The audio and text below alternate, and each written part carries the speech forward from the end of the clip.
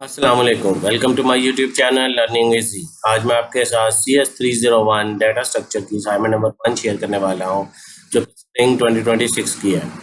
आज ये ओपन हुई है और इसकी जो ड्यू डेट है वो 30 अप्रैल है। टोटल मार्क्स इसके 20 हैं। आइए इसका सोल्यूशन देख लेते हैं। सोल्यूशन देखने से पहले ये मेरा नंबर स्क्रीन पर मौजूद है। जिसको पेड सोल्यूशन हासिल करना हो वो मेरे व्हाट्सएप नंबर पर रब्ता करके पेड सोल्यूशन ले सकता है। यहाँ आपको लिए मैं वीडियो में कोड भी दिखाऊंगा, सारा आपको तरीकाकार भी सिखाऊंगा, ताकि अगर आप खुद बनाना चाहते हैं, खुद से एफर्ट करना चाहते हैं तो आप उसको देख के कर सकते हैं। ठीक है, आइए हम सोल्यूशन की तरफ चलते हैं। सबसे पहले ये चीज़ नोट आपने कर लेनी है कि ये डेव C++ में हो, कोई ऑनलाइन टूल या कोई और VS कोड में किसी में कोड जो है वो कंपाइल होकर रन ना हो।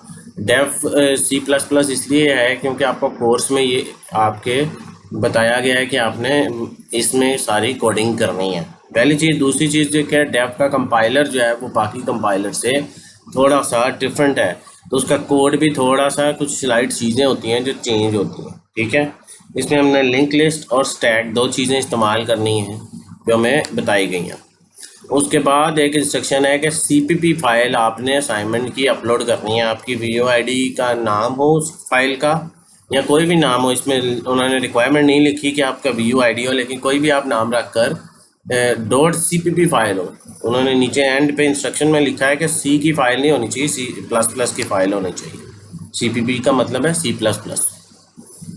अच्छा, वो जो आपको उसने एक सिनेरियो दिया है, जिस पे प्रॉब्लम स्टेटमेंट दी है, वो ये दिया है कि ब्राउज़र, आपने एक मॉडर्न ब्राउज़र में, किसी भी ब्राउज़र में हिस्ट्री होती है। ठीक है,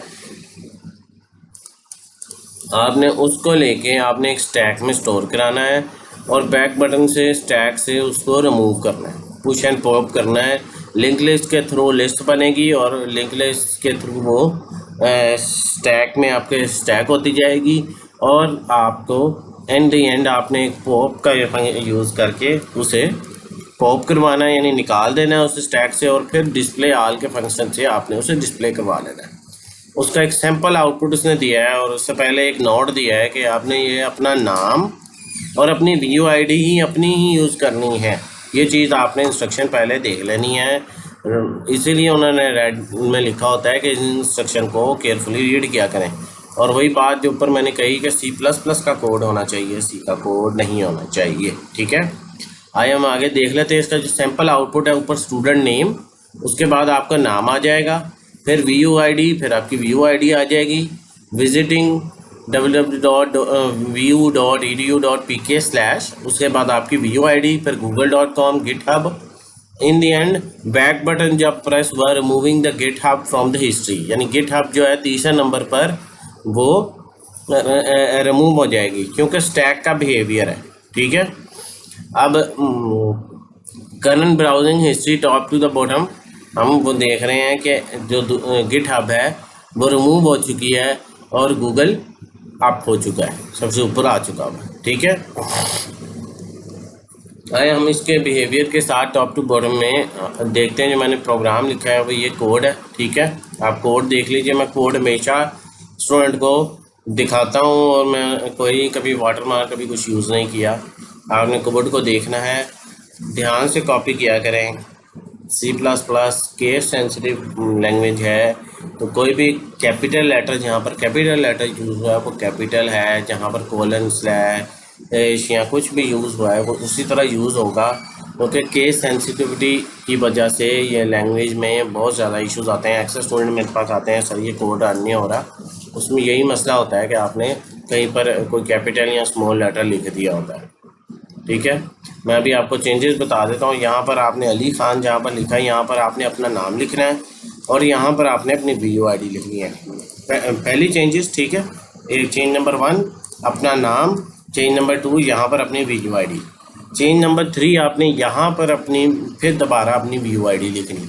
बस इसके बाद आपने कुछ नहीं करना, बाकी आपका प्रोग्राम जो है वो इतना से ज़्यादा कोई इतना लेंथी कोड नहीं है, 40-50 लाइन्स ही हैं, ज़्यादा इतनी कोड नहीं है। बहुत छोटी सी असाइनमेंट दी है, बहुत सादा सी, बहुत आसान सी, बहुत खुद ही उन्होंने हर चीज़ के फंक्शन भी आपको बताए हैं कि कौन कौन से आपने फंक्शन का क्या क्या नाम रखना है और क्या क्या करना है।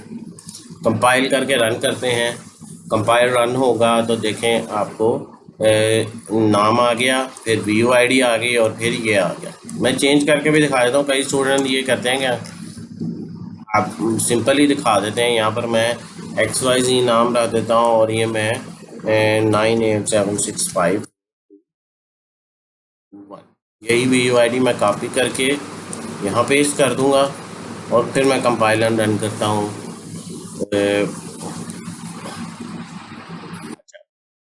करेक्टर मिसिंग,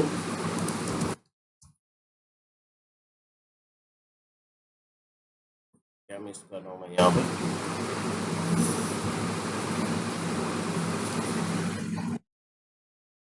अच्छा मैंने छोटी सी मिस्टेक यहाँ कर दी थी कि मैंने ये इसका जो कोटेशन मार्क था यहाँ पर मैंने ये रिमूव कर दिया था। मिस्टेक मेरे से ये हो गया था, रिमूव हो गया था, तो इस वजह से वो बार बार आप नीचे वार्निंग दे रहा था कि एंड उसने, अच्छा यहाँ पर बड़ी अच्छी इंटरेस्टिंग बात है कि उसने कहा कि मिसिंग टर्मिनेटिंग करेक्टर, वो मुझे बता भी रहा है, मैंने जल्दी जल्दी में रीड नहीं किया, तो इसलिए मैं आपको यही चीज़ बताऊंगा कि नीचे ज़रूर जो एरर आता है वो ईच एंड एवरीथिंग एक्सप्लेन कर रहा होता है कि इस लाइन में मसला क्या है। उसने बताया कि लाइन नंबर 55 के अंदर ये मिसिंग था। अब मैं दोबारा उसको कंपाइलर रन करूँगा, आप नहीं कहेगा क्योंकि मैंने जल्दी जल्दी में से remove कर दिया।